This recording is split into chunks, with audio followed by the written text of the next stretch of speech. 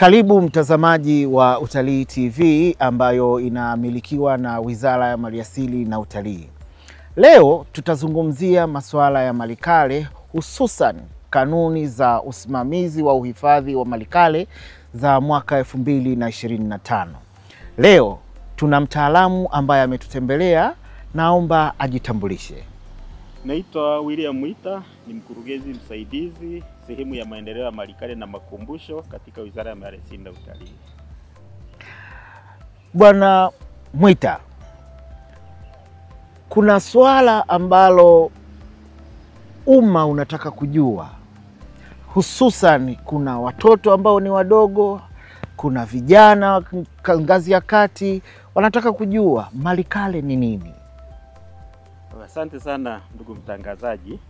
Malikale kwa mujibu wa sera ya malikale ya mwaka 2008 ni rasilimali za urithi wa utamaduni zinazoshikika na zisizoshikika zilizoko majini au nchi kavu zenye umri wa miaka 100 na kuendelea au zile ambazo kutokana na umuhimu wake zimetangazwa na waziri mwenye dhamana kuingia katika orodha ya urithi wa taifa. Kwa namna nyingine tunaweza kusema malikale ni vielelezo vya kisayansi, kiteknolojia na kiutamaduni vinavyoonyesha chimbuko na maendeleo ya binadamu. Unajua kwamba mwanadamu ana chimbuko lake. Ndio. Sasa katika jitihada ambazo mwanadamu amekuwa akifanya katika dunia hii, katika jitihada za kujitafutia maisha na kujiendeleza, kuna mabaki ambayo huwa yanabaki. Sasa hayo mabaki ambayo yanabaki ndo malikale. Fupi ni kwamba malikale zinatukumbusha tumetoka wapi, tuko wapi, ili tuweze kupanga vizuri tunakoelekea. Tumekosea wapi, malikale itatuambia.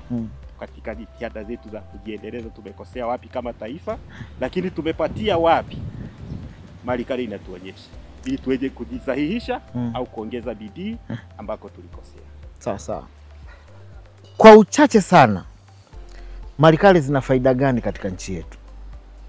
Kama nilivyofanua katika maelezo yangu ya awali kwamba malikale ni vielelezo vya kisayansi, kiteknolojia na kiutamaduni vinavyoonyesha chimbuko na maendeleo ya binadamu. Sasa sisi taifa letu ni la binadamu, sisi ni binadamu. Kwa zinaonyesha chimbuko letu, tumetoka wapi, tunafanya nini, tunaendelea kufanya nini. Lakini vile vile hizi malikale ni vivutio vya utalii. Kwa sababu ni vivutio vya utalii vinachangia kiuchumi. Tunaweza kusema kwamba faida zimegawanyika katika makundi matatu. Kiuchumi, kijamii na kiutamaduni. Kiuchumi ni pale zinazotumika kama vivutio vya utalii, lakini vile vile nyenzo ya ajira, ni sehemu ya ajira, zinachangia katika ajira ya Tanzania. Kuna watu wamejiajiri kupitia malikale, kuna watu wana makumbusho binafsi, kuna watu wanatembeza wageni watalii katika maeneo yetu ya malikale kama kule Bagamoyo, Kilwa na maeneo mengine, kule Olduvai.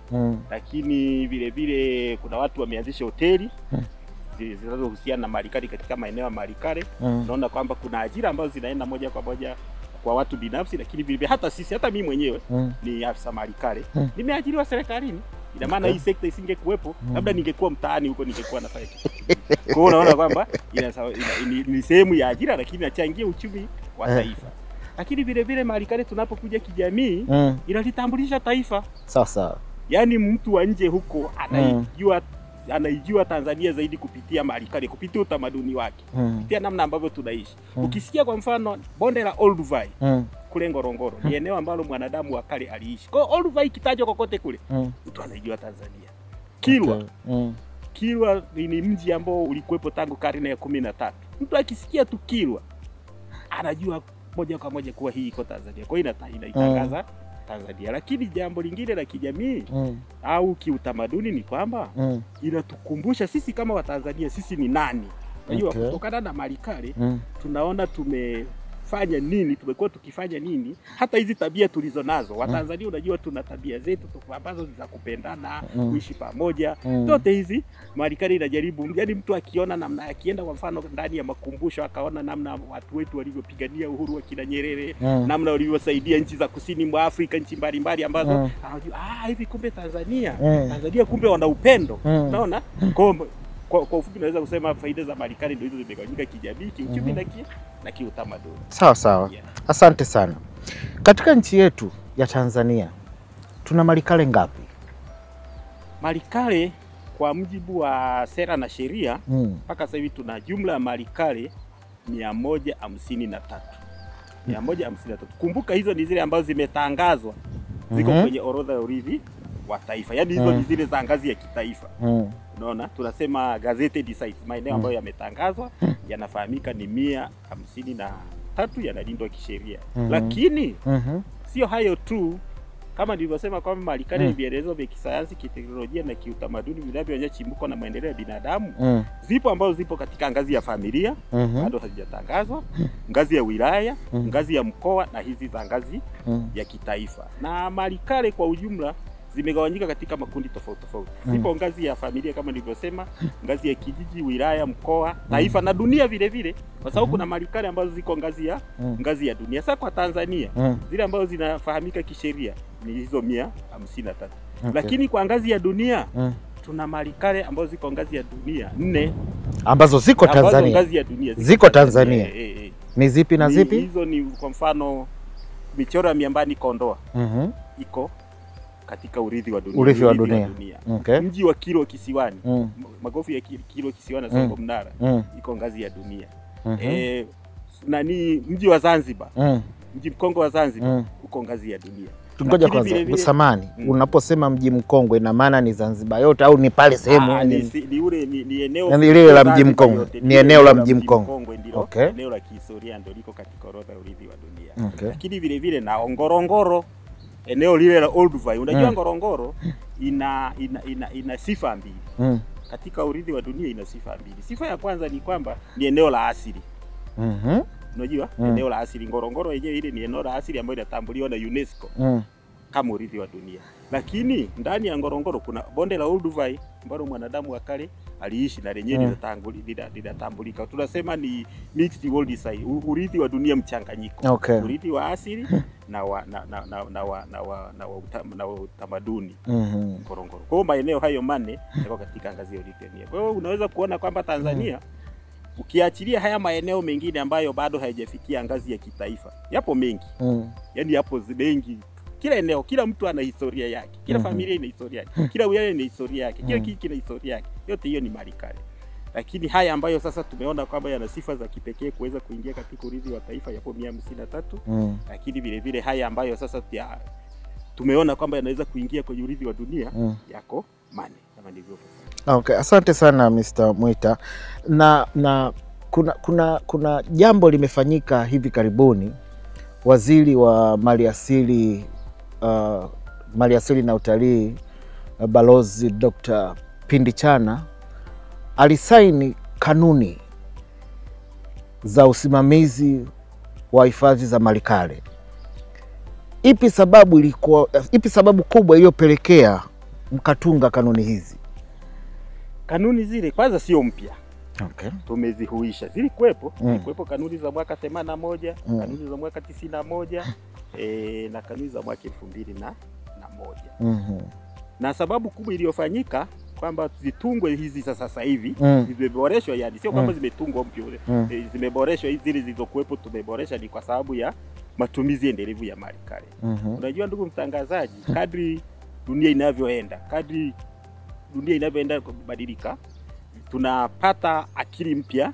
Vijana kama unavyoona sasa hivi vijana wanazaliwa, teknolojia zinabadilika, siasa inabadilika, utamaduni unabadilika. Kunatakiwa na sisi vile vile kama wahifadhi kubadilika. Kipindi cha nyuma tulikuwa tunakazia zaidi uhifadhi na ulinzi. Lakini kwa sasa hivi tunaelekea tunaita matumizi endelevu ya malikale. Yani tusihifadhi tu, lakini tuhakikishe kwamba hizi malikale zinatumika kijamii na kiuchumi kama ambavyo nimesema awali.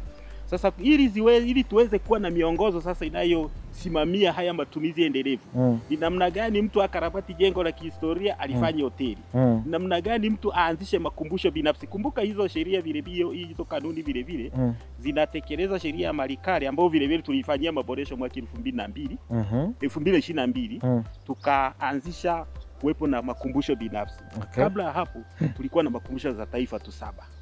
Aha. Tulikuwa na makumbusho ya taifa zilipokuwa zinatanguliwa 7. Lakini kuanzia mwaka 2022 waziri huyu alipeleka sheria bungeni ikapitishwa ili watu waanze kumiliki malikale na kuzitumia kibinafsi. Na tayari wameshaanza. Mpaka sasa hivi hapa nilipo ninavyoongea, ndani kwenye meza yangu kuna maombi kama 10 hivi ya watu ambao wanataka kuanzisha makumbusho binafsi. Nimetoka Shinyanga, chifu wa Keyenge anataka kuanzisha makumbusho binafsi, lakini vile vile ameanzisha tamasha lake, lakini vile vile pale Bujora na wenyewe wameanzisha makumbusho. Chuo cha Sauti, chuo kikuu cha Sauti kimeanzisha makumbusho ya Sauti, tulienda kukagua jengo lao, wanaanzisha. Kwa yote hayo kwamba sasa tusimamie matumizi endelevu ya malikale, ndio sababu ya kuanzisha hizo kanuni ili kuweka mwongozo sana namna watu wanaweza kuelewa. Samahani, nikurudishe nyuma kidogo. Tunapozungumzia matumizi endelevu ya malikale tunamaanisha nini hasa? Tunaposema matumizi endelevu tunamaanisha kwamba ni matumizi unayotumia sasa, lakini ukifikiria kuwaachia na wengine wajao watumie, kwa sababu malikale au rasilimali zote, mali asili na malikale zinatumika kwa kizazi cha sasa na kijacho.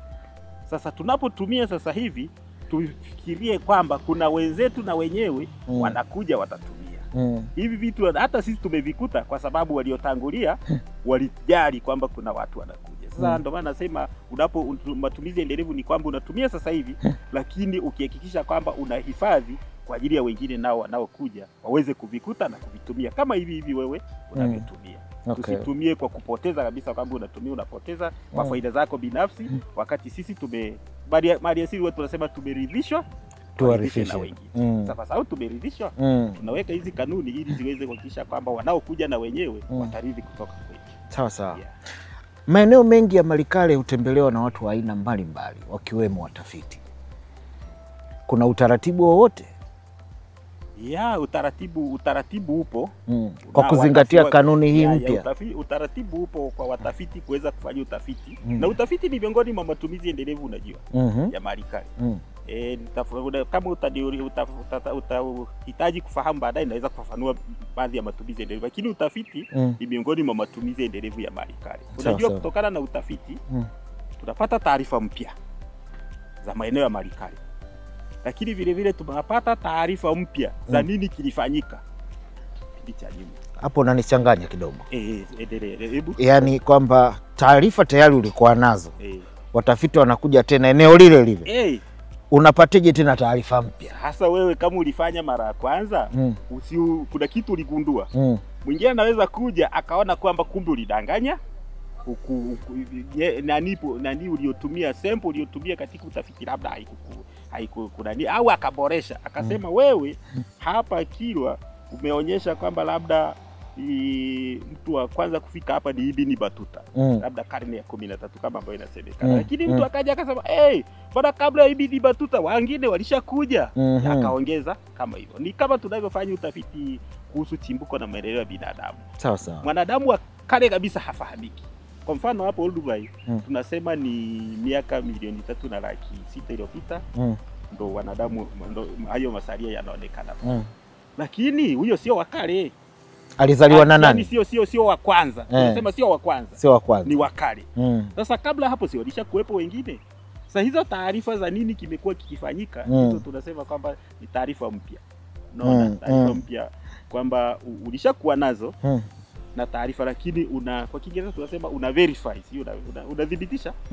Unaweza kuja kudhibitisha ukweli au kukanusha kilichokuwepo. Unapofanya utafiti unaweza kuwa ni kitu kabisa hakifahamiki au kinafahamika. Unatakiwa udhibitishe ukweli au udhibitishe kwamba huyu kweli alipata ukweli au huyu alikosea sehemu fulani, tuboreshe fulani. Kwa hiyo nilikuwa nasema kwa faida hizo za kutupatia taarifa mpya au za maeneo ya malikale au taarifa mpya kuhusu hali iliyopo.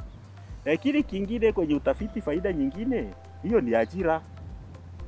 Unajua, watu wanaofanya utafiti, ule utafiti wanauza yale matokeo ya utafiti, wanachapisha vitabu, vile vitabu vinauzwa, wanauza.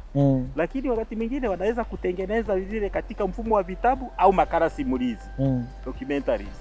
Mtu ametengeneza utafiti wake, ameshajiridhisha kuhusu historia ya eneo fulani, anaandaa makala simulizi, anaandaa documentary au makala simulizi ambayo anaweza kuwapa hata kuuza hata kwenye mashule. Unajua wakati mwingine unaweza kwenye kusoma kitabu unachoka. Ndio. Lakini ukiangalia kwenye masimulizi, unaangalia mtu anasimulia, anaonyesha picha, unaona. Kwa kuna hivyo kwamba watu wanaweza wanajiajiri kupitia utafiti. Okay. Yeah. Mtu yoyote anaweza akaenda akafanya utafiti? Sio yoyote, ni lazima awe amesomea aina hiyo ya utafiti anaofanya. Kama ni utafiti wa mali kale kulingana na kanuni, ni lazima awe amesomea, ana labda at least shahada ya pili anaweza kufanya utafiti. Shahada ya kwanza anaweza kufanya, lakini akiwa amesimamiwa na mtu mtaalamu. Wapo maprofesa, wapo, unaona. Lakini sio kwamba kila mtu anaweza kufanya. Unaweza kufanya, lakini tafuta mtu akusimamie. Unaweza kufanya ukaandika, kwa sababu si lazima uandike andiko la utafiti wako. Unamtafuta profesa fulani au dokta fulani au mtu yeyote ambaye ana utaalamu wa mali kale, unampa ile proposal yako, anaisoma, hiyo andiko lako anaisoma, na kushauri fanya hivi na hivi na hivi, na kila hatua unavyoenda anakushauri. Ni kama mwanafunzi, hata wanafunzi unafanya utafiti. Wanafunzi unapofanya utafiti, sio kwamba unaweza ukawa si ndio. Kwa mfano kama unasoma degree ya pili au hata degree ya kwanza, wanafanya utafiti, lakini uendi tu peke yako. Ni lazima uwe na kijua unachosoma kikutume, kikuelekeze mpaka kufikie kufanya ule utafiti. Kwa hiyo sio kwamba ni kila mtu yeyote, lakini ni lazima asimamiwe. Unaweza tu kaingia kwenye eneo la mali kale na kufanya utafiti? Hapana, huwezi kuingia kwenye eneo la mali kale na kufanya utafiti bila vibali. Kuna vibali maalum ambavyo vinatolewa na mkurugenzi wa mambo ya kale, anatoa hivyo vibali kwa ajili ya utafiti. Na kwanza ili uweze kufanya utafiti, lazima kuna vitu vya kufanya. Kwanza uwe na vibali. Vibali husika. Na kama ni mtafiti wa ndani, ina maana utaomba kibali kwa mkurugenzi wa mambo ya kale. Na kama unatokea kwenye chuo au taasisi ya elimu, ile taasisi ya elimu itakutambua, ikuruhusu kufanya huo utafiti, ulete maombi yako kwa mkurugenzi wa mambo ya kale. Mkurugenzi wa mambo ya kale akupe kibali cha kuingia kwenye hilo eneo la kufanya utafiti. Lakini kama ni mtafiti wa nje, ni lazima upitie COSTECH, Tume ya Sayansi na Teknolojia, ili wadhibitishe kwamba kweli utafiti ni una maana kwa taifa. Unaona, baada ya hapo ndo unaenda kwa mkurugenzi wa mambo ya kale. Lakini vile vile kama ni utafiti wa mila, mambo ya mila, unaenda Wizara ya Utamaduni. Unajua lazima wadhibitishe kwamba huo, unajua utafiti wakati mwingine unaweza kufanya utafiti wa kuliharibu taifa, utafiti ambao hauna faida kwa taifa. Unajua sasa ukishapimwa ukaona kwamba utafiti kweli una faida kwa taifa, unapewa vibali husika. Lakini vile vile pamoja na kupewa vibali huku, kwenye hizo kanuni ambazo za mwaka 2000, hizo ambazo umeniambia za mwaka 2025, zinaelekeza namna utakavyofanya utafiti wako. Lazima mtu akusimamie kutoka hapa kwetu. Lazima uambatane na mtu afisa kutoka idara ya mambo ya kale akusimamie. Lakini ukienda kule wilayani au kijijini, lazima ushirikishe mamlaka za kule. Utoe taarifa kwenye kijiji husika, serikali ya kijiji ifahamu unafanya utafiti hapo, serikali ya wilaya ifahamu unafanya utafiti hapo. Lakini ukishapata matokeo, ni lazima urudishe matokeo kwetu. Kwa mamlaka zote ambazo zilikupa vibali, ni lazima uzipatie matokeo, zione huo utafiti wako kwamba ulikuwa kwaje. Lakini hata hivyo ukiwa kule lazima ushirikishe jamii. Kuna kitu tunaita community archaeology. Yaani lazima ufike pale, ujitambulishe kwenye jamii kupitia serikali aidha ya kijiji au mamlaka yote iliyoko pale. Ujitambulishe kwa ile jamii, uniambie mimi ni fulani, uambie mimi ni fulani, natoka taasisi fulani, au mimi ni fulani sitoki taasisi, labda ni mtu binafsi, nafanya utafiti kuhusu kitu fulani katika eneo lenu hili. Na lengo la utafiti wenu ni kusaidia kupata taarifa kuhusu kitu fulani. Unaona? Ili ile jamii sasa itakapokuona unazunguka pale kijijini au kwenye maeneo yao, wawe tayari wanakufahamu, wasishtuke. Vinginevyo utafikiria ni mwizi, unataka kuchukua maeneo yao. Kwa hiyo lazima ujitambulishe kwenye eneo husika, ufahamike na mamlaka husika, wakupe kibali cha kuweza kuna wakati mwingine hata ili kuweza kuna kitu tunasema kwamba utafiti na wenyewe unaingiza hela, mzunguko wa hela kwenye eneo fulani. Utawatumia wanakijiji wa pale kwenye kufyeka, kwenye kuchimba, kwenye kuhojiana na watu. Unaona hivyo. Sasa hapo inakuweka karibu zaidi na jamii. Na vile vile siku ukipata matokeo ya utafiti wako unaweza ukaurudishia vile vile, ukaenda ukakaa nao, huwa wanarudisha, unaenda unakaa na wale wananchi, unawaambia mimi nilifanya utafiti wangu hapa kuhusu kitu fulani fulani fulani, matokeo yake ni haya, sasa naomba mboreshe hivi na hivi. Kwa mfano mimi mwaka 2023 nilifanya utafiti Songea kuhusu matumizi ya matamasha ya utamaduni au matamasha ya kumbukumbu katika uhifadhi wa malikale zinazohusiana na vita ya Majimaji. Nikiwa narejea lile tamasha la kumbukumbu ya vita ya Majimaji. Matokeo ambayo niliyapata, kuna taasisi Baraza la Mila na Desturi za Wangoni. Nilirudi nikaenda nikakaa na mkoa, nikakaa na wilaya, nikakaa na kijiji na wale wazee wa baraza, nikawaambia ili tamasha lenu la Majimaji ili liweze kuwa kivutio cha utalii na nyenzo ya uhifadhi, fanya hichi na hichi na hichi na hichi, na wakaanza kukifanyia kazi. Okay. Yeah. Asante sana. Hivi vibali havina muda? Vibali vina muda. Vibali huwa vina muda. Hivi vibali vya utafiti vina muda kutegemeana na mtu mwenyewe alivyoandika, lakini muda wa mwisho kabisa huwa ni mwaka mmoja. Ni mwaka mmoja. Unaweza kuwa miezi 6, miezi 3 kutegemeana na mtu mwenyewe alivyoomba, lakini sisi huwa tunampa mwaka mmoja.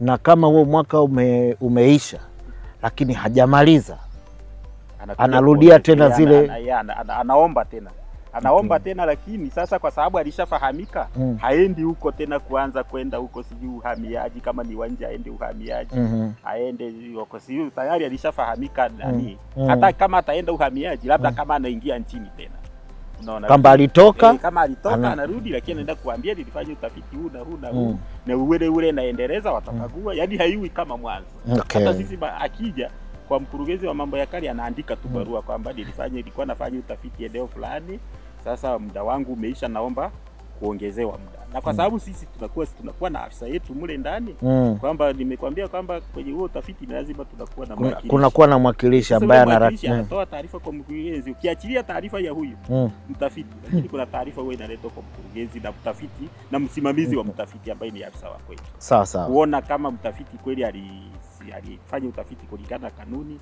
au alikosea hivyo. Asante sana Bwana Mwita. Tumesema malikale inaweza ikawa jengo au kitu chochote.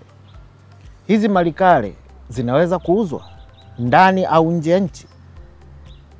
Yeah, of course.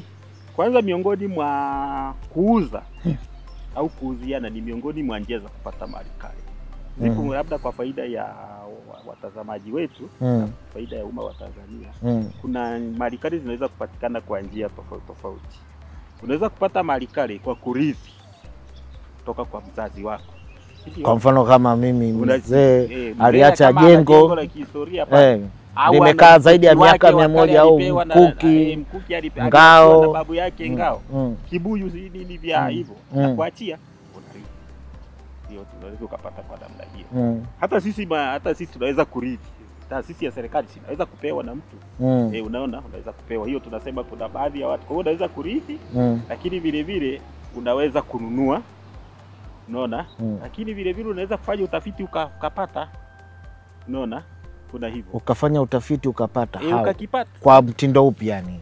Sasa tunaona hapa kwamba unapoenda kufanya utafiti lazima kuna utafiti wa kuchimba, kuna utafiti wa kufanya nini. So unaweza kupata kitu cha kale ambacho watu wa zamani waliacha, watu wa kale waliishi eneo hilo wakaacha.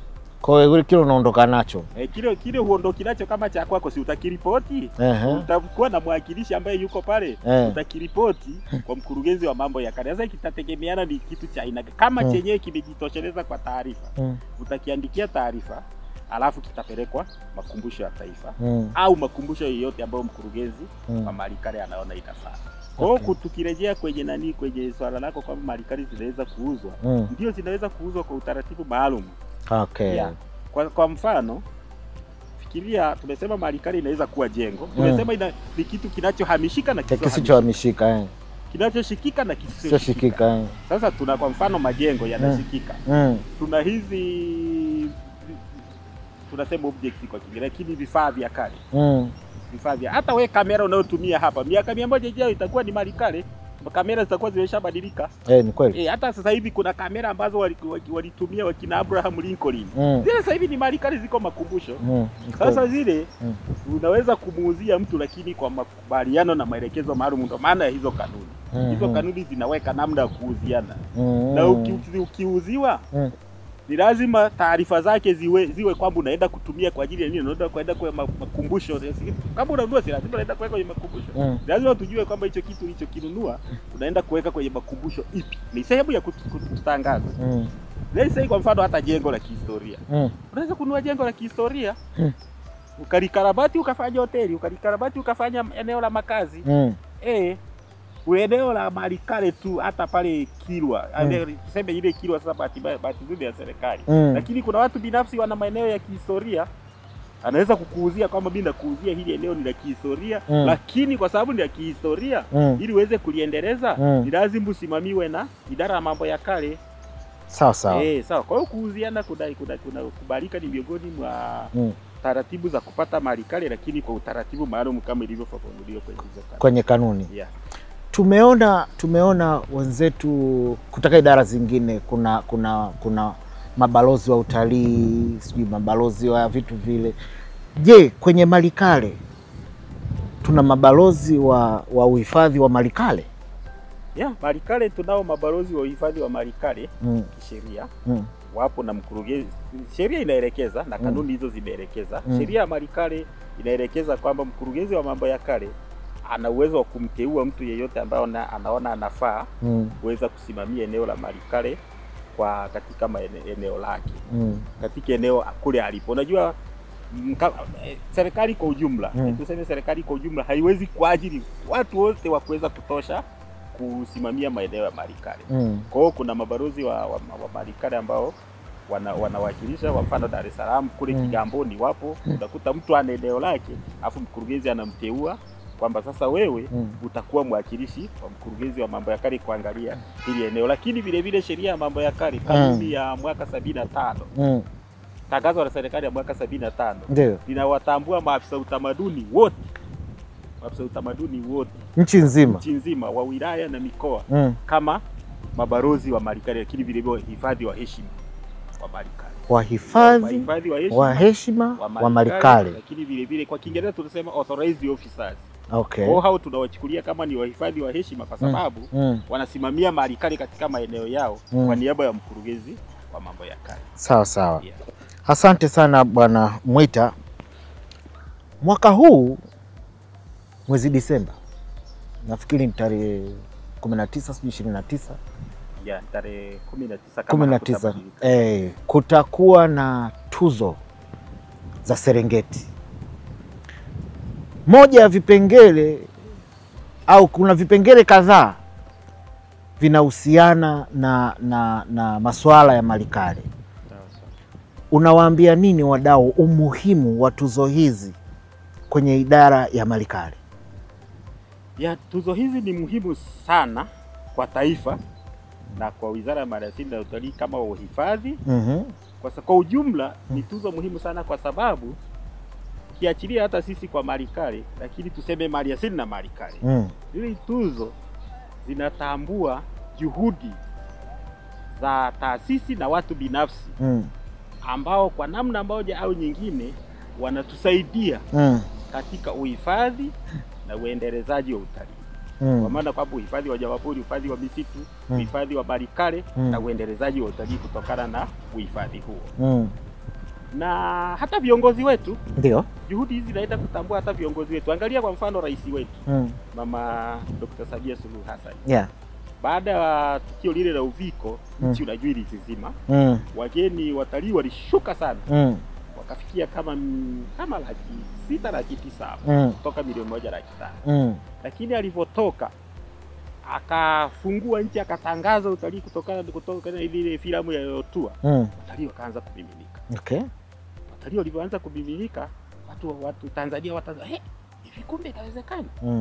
Sasa vile vile watu wakaanza kujitokeza zaidi tena kwa sababu mara ya kwanza wakati Uviko lilipotokea watu walizizima wakatulia. Kwa mfano unaambiwa mji kama wa Arusha ambao unategemea utalii hata shughuli za kijamii zilienda chini. Hata Urusi, mambo ya harusi, kuna siku nilikuwa naongea na watu pale Arusha, wananiambia kwamba hivi unajua kwamba hii uviko hata isababisha tukaacha kuoa. Hata harusi kama zilikuwa zimepangwa tukatulia kwanza. Watu wanaogopa. Watu wanaogopa, si hamna hela, wanategemea utalii, hamna hela zaidi inayoingia.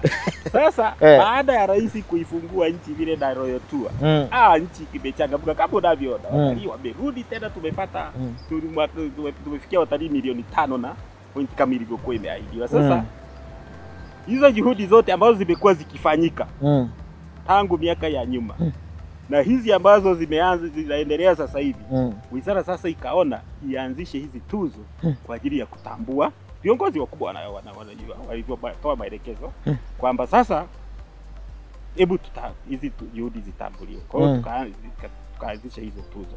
Tunapokuja kwenye sekta ya mali sasa, kama sehemu ya vivutio vya utalii, kama sehemu ya uhifadhi, na sekta ina wadau wake ambao wamekuwa wakisaidia kuchangia katika uhifadhi.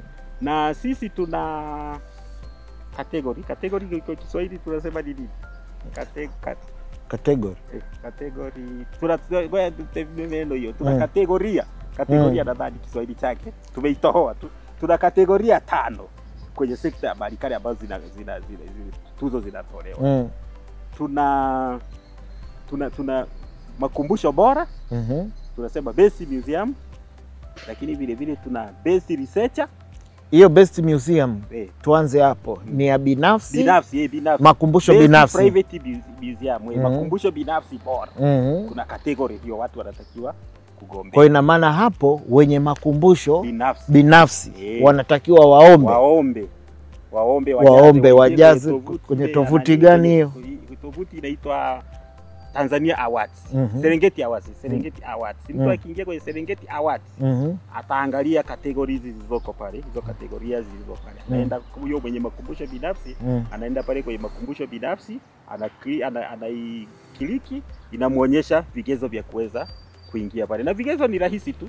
Ni kwamba hiyo makumbusho hii inatambulika, inasajiliwa na sisi, imesajiliwa na sisi tunaitambua, lakini vile vile iwe inafuata sheria zote. Basi ni rahisi tu, akiingia pale inatoa maelezo ya mdau muhimu mahiri katika sekta ya mali ambaye amekuwa akitusaidia katika uhifadhi wa mali.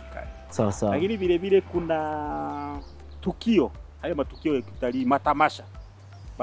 Kuna matamasha tunasema the best tourism event or festival. Tamasha la kiutalii au tukio la kiutalii ambalo mtu anaweza kuomba. Yapo kuna watu wapo wenye matamasha. Hayo ni ya utalii, yanahusiana moja kwa moja na mali. Yahusiane moja kwa moja na mali, lakini vile vile na utalii. Unaona, yapo ya kimali, lakini yapo vile vile ya kiutalii. Kwa mfano, kuna matamasha kama yale ya maji. Kuna tamasha kama la Bujora kule Mwanza. Kuna tamasha kama la Bulabo linafanyika pale Bujora Mwanza, inaitwa Bulabo. Lakini vile kuna tamasha hapa Shinyanga, chifu wa Ukeyenge pale Shinyanga wana tamasha lao. Yote yale ni matamasha yanayohifadhi historia. Labda tupo ufafanuzi zaidi, kuna aina mbili za matamasha. Kuna matamasha ya utamaduni ambayo yanasimamiwa na Wizara ya Habari, Utamaduni na Michezo. Lakini yote yanahifadhi. Lakini tuna matamasha ya kumbukumbu. Haya utamaduni yaitwa kwa Kiingereza cultural festivals. Lakini vile vile tuna matamasha ya kumbukumbu au memorial festivals. Ambayo lengo lake ni kuhifadhi historia ya taifa na kuiridhisha kwa kizazi kijacho. Lakini yote haya yanatumika kama vivutio vya utalii. Sawa sawa. Kwa mfano tamasha la maji. Hilo ni la kumbukumbu. Ile ni kumbukumbu. Sasa yapo ya aina hiyo mengine mengi tu ambayo watu wanayo kwa waweze kuomba. Hata Kilwa pale kuna mtu alianzisha tamasha linaitwa Magofu, tamasha la Magofu, Magofu Festival, anaweza kujaza akaomba. Kwa ufupi ni kwamba katika sekta ya mali na mimi nawahimiza wadau wetu sasa kwamba wizara inatambua sekta zote zilizoko chini yake, sekta ya utalii, sekta ya mali, sekta ya wanyamapori, sekta ya misitu, na wote hao imetolewa nafasi ya wao kuweza kuomba na kushinda katika tuzo hiyo. Unaweza ukaomba wewe mwenyewe au ukampendekeza mtu unayeona anafaa. Unaweza ukawa unamfahamu mdau wa maliasili au mdau wa maliasili kwa ujumla. Unajua huyu mbona unafanya vizuri kwenye kitu hichi.